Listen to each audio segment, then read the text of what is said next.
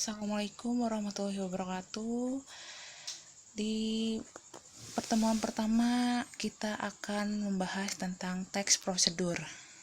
Sebelum kita ke materi, Ibu ingin bertanya, apakah kalian pernah memakan atau meminum es buah ini, atau kalian pernah membuatnya? Jika pernah, apa saja sih bahan-bahannya? Kemudian alat-alatnya yang harus dipersiapkan dalam pembuatan es buah.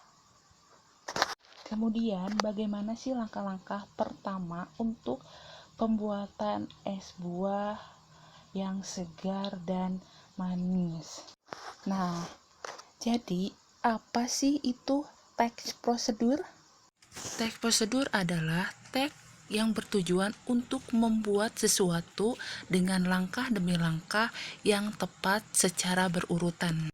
Nah, jadi langkah-langkah di sini adalah berkaitan dengan cara proses, urutan kerja atau tahap demi tahap dalam mengerjakan sesuatu. Nah, jadi tujuan teks prosedur di sini adalah bertujuan untuk memudahkan si pendengar dan si pembaca dalam mengikuti langkah atau perintah sesuai dengan keinginan si pembaca maupun si pendengar. Ciri-ciri teks prosedur di sini ada 3 poin, bisa kalian baca.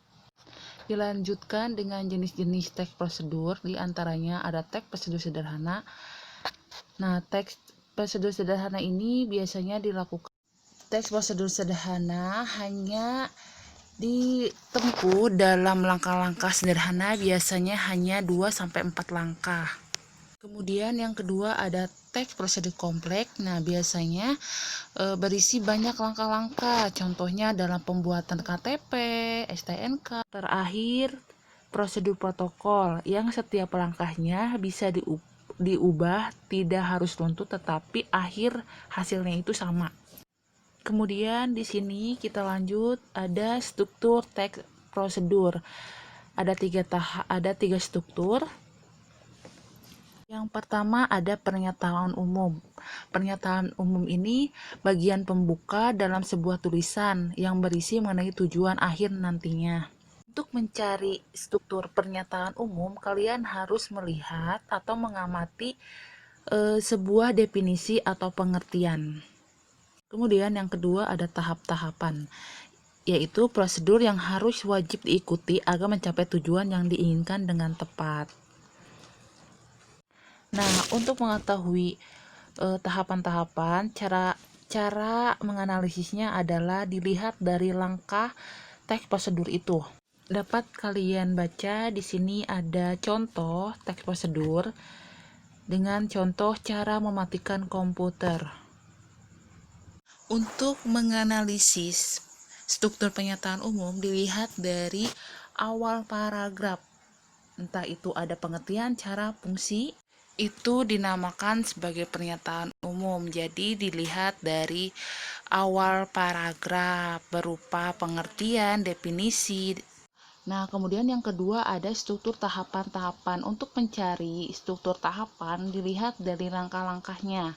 Nah, di situ ada langkah-langkah kan di dalam. Lanjut, ada kebahasaan teks prosedur. Yang pertama ada kata konjungsi. Kata konjungsi itu adalah kata penghubung yang dihubungkan di antar kalimat dalam sebuah paragraf. Nah, contohnya bisa kalian lihat di kata konjungsi.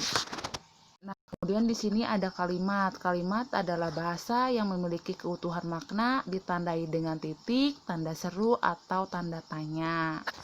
Kemudian di sini ada kalimat interrogatif, yaitu kalimat yang berbentuk dengan menambah kata tanya dan ditambahkan dengan partikel kah atau lah. Kemudian ada kalimat deklaratif, yaitu kalimat berita, kalimat yang berisi informasi, definisi, atau pengertian. Kemudian dilanjutkan dengan kalimat imperatif.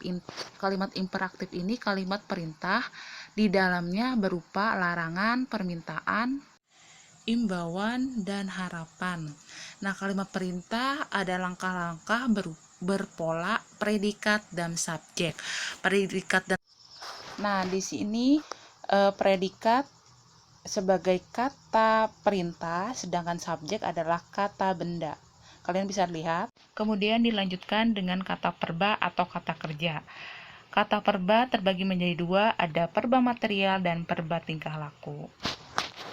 Baiklah, pembelajaran kali ini kita akhiri dan terima kasih. Wassalamualaikum warahmatullahi wabarakatuh.